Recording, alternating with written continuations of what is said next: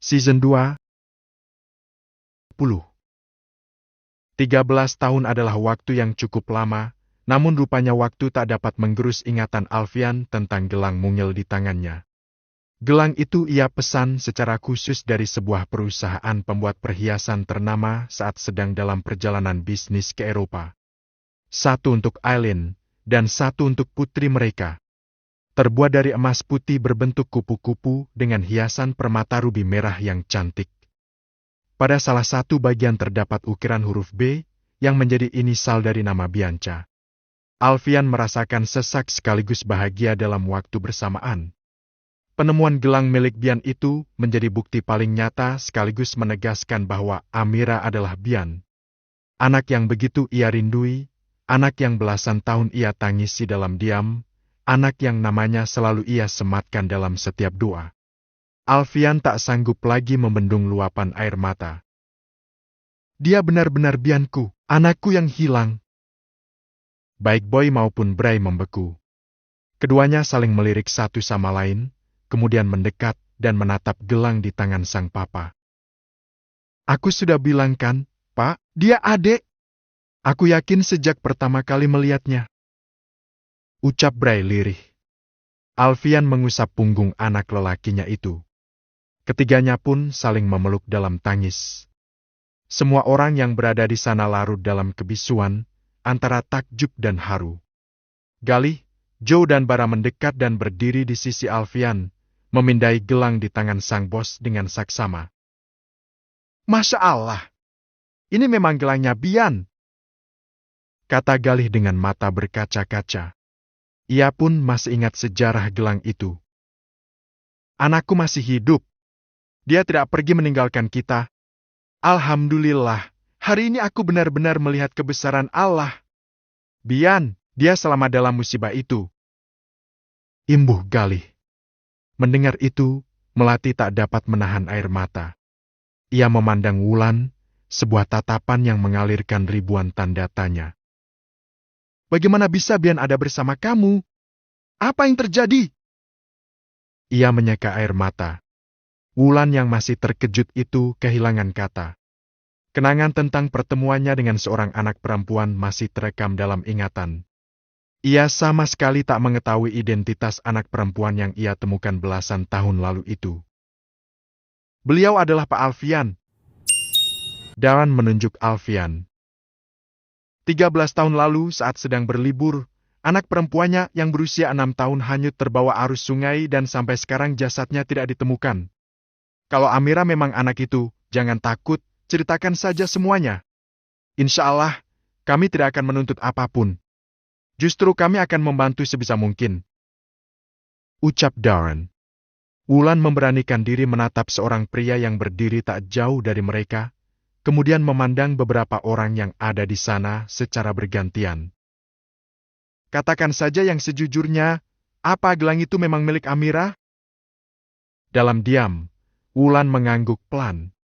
Hal yang membuat sepasang mata Alfian terpejam. Hatinya berucap jutaan kata penuh syukur. Ada perasaan lega dan bahagia yang membuncah. Bisakah kamu ceritakan bagaimana kamu bisa bertemu dengan Amira? Tanya Darren. Wulan, aku yakin kamu adalah wanita yang baik. Katakan semuanya, dan kami akan membantu. Bujuk Melati sekali lagi. Aku takut, Mbak Mel. Ucapnya diiringi isak tangis. Percaya sama aku, Wulan. Jangan takut. Wulan menarik napas dalam. Tatapannya nanar, tubuhnya masih gemetar. Aku sedang bersembunyi di tepi sungai saat melihat tubuh anak perempuan mengapung. Saat aku membawanya ke tepi, aku sadar bahwa dia masih hidup. Dia dalam keadaan tidak sadar. Aku tidak tahu harus apa. Kalau aku meninggalkannya, dia bisa mati kedinginan. Kalau aku membawanya ke rumah sakit, orang-orang akan mengenaliku. Meskipun suaranya tersendat-sendat karena bercampur usak tangis, namun semua orang dapat mendengar dengan baik. Aku memutuskan membawanya bersamaku dan merawatnya. Maafkan aku benar-benar tidak tahu anak itu siapa dan berasal dari mana. Yang aku tahu dia hanyalah anak yang malang. Dia trauma. Setiap kali melihat genangan air, dia akan menjerit ketakutan. Dia bahkan tidak bisa bicara sama sekali. Karena tidak tahu identitasnya, aku memberinya nama Amira. Kenang wanita itu terisak-isak. Aku merawatnya selama beberapa tahun, sampai akhirnya aku merasa semakin tidak aman. Karena itulah suatu malam aku memutuskan meninggalkannya di pondok. Hari ini aku bertemu dengannya, dan dia sudah bisa bicara. Amira, dia sudah seperti anakku sendiri. Kami tahu, Amira juga sangat sayang sama kamu. Dia minta aku untuk melindungi kamu. Melati mengusap bahu wanita itu. Wulan, bisakah kamu ceritakan bagaimana KTP Pak Alfian ada di dalam tas kamu? Lanjut Daran. Lagi, Wulan menatap Alfian dengan berderai air mata. Sama sekali tak pernah terlintas dalam pikirannya bahwa pria baik yang memberinya sejumlah uang dan makanan adalah ayah dari anak yang ia bawa. Aku melarikan diri dengan naik bus. Malam itu kami mampir sebentar karena Amira beberapa kali muntah. Saat sedang beristirahat, seseorang memberiku makanan dan uang dalam jumlah yang banyak. Aku tidak tahu kalau ada KTP yang terselip di dalamnya. Baru sadar saat membuka lembaran uangnya. Aku menyimpannya karena berharap suatu hari bisa bertemu lagi dengan orang baik itu dan aku bisa berterima kasih secara langsung. Alfian menjatuhkan air mata. Teringat seorang wanita yang ia jumpai malam itu di tengah gerimis. Sesal pun menjalar ke hati, betapa ia telah melewatkan seorang anak perempuan yang sedang kedinginan, yang berhasil menyayat hatinya malam itu. Jadi anak perempuan yang kita lihat di rest area itu adalah Bian? Gumam Joe.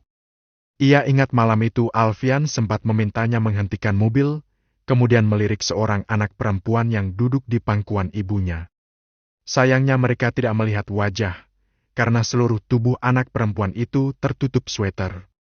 Alfian lantas mengeluarkan ponsel dan membuka galeri. Ia perlihatkan potret terakhir Bian sebelum menghilang. Apa ini adalah Amira? Air mata wanita itu pun semakin tidak terbendung melihat potret anak perempuan berpakaian biru yang begitu cantik. Ia mengangguk perlahan. Iya, dia Amira. Dalam sekejap ruangan itu pecah oleh tangis. Alfian berseru penuh syukur. Rasanya tak sabar untuk segera kembali ke rumah sakit dan memeluk putrinya. Amira adalah Bian. Ya Allah, putri kecilku selamat. Dia sudah kembali. Alfian menutup wajahnya, menangis sejadi-jadinya.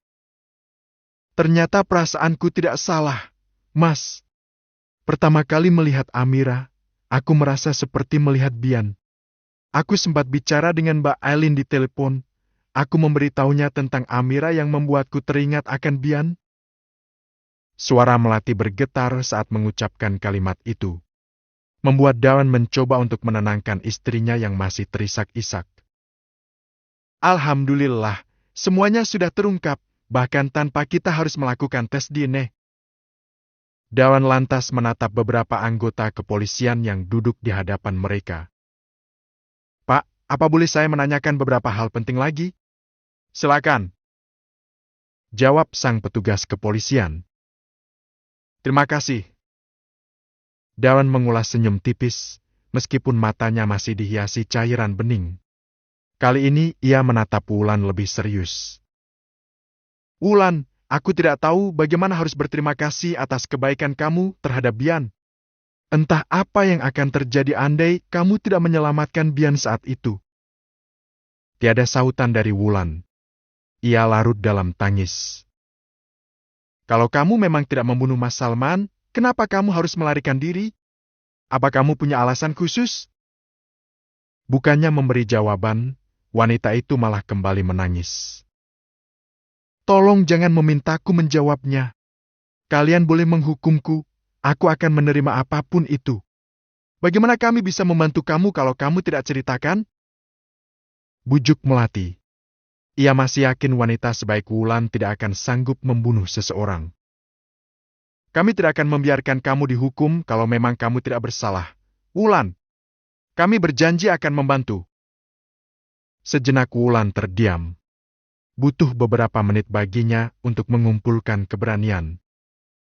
Aku memilih pergi dan bersembunyi bukan karena takut dengan tuduhan mereka, bukan karena takut tertangkap dan diadili. Aku bisa saja mengakui bahwa aku yang sudah membunuh Mas Salman dan menerima hukuman apapun. Di penjara seumur hidup atau bahkan dihukum mati, aku tidak peduli. Tapi, siapa yang akan menjamin keselamatan anakku? Siapa yang akan menjaganya? Siapa yang akan menjamin bahwa dia akan aman? Dawan dan Melati saling tatap satu sama lain. Anak yang mana? Tanya Melati.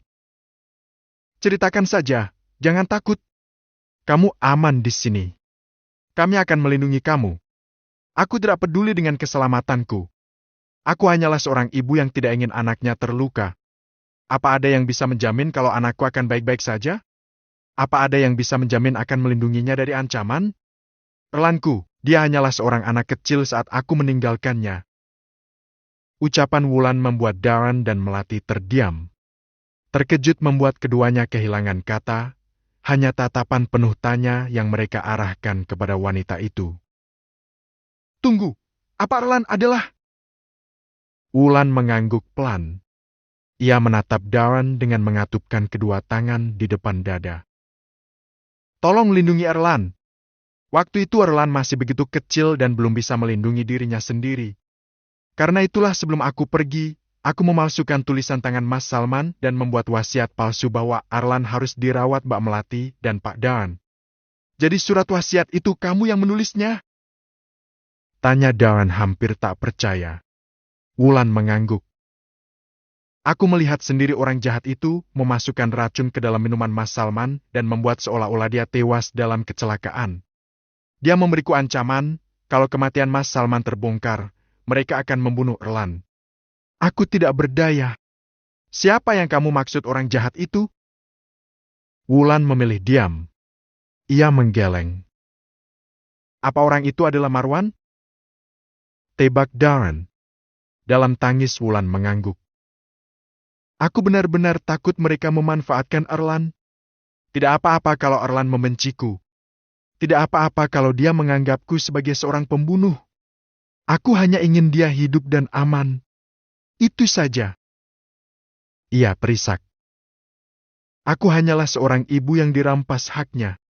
Aku bahkan tidak bisa untuk mengakui bahwa aku adalah ibu yang sudah melahirkannya, yang mengandung dia selama 9 bulan. Aku adalah ibu yang buruk, yang harus selalu bersembunyi untuk bisa melihat anaknya tetap hidup. Bruk! Suara benda terjatuh mengalihkan perhatian semua orang. Dalam sepersekian detik semuanya larut dalam kebisuan yang menegangkan. Erlan berada di ambang pintu, matanya memerah. Wajahnya pucat.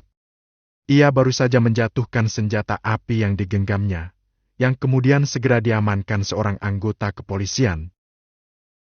Erlan? Panggil Dawan. Namun, lelaki itu diam 1000 bahasa. Tubuhnya seperti membeku.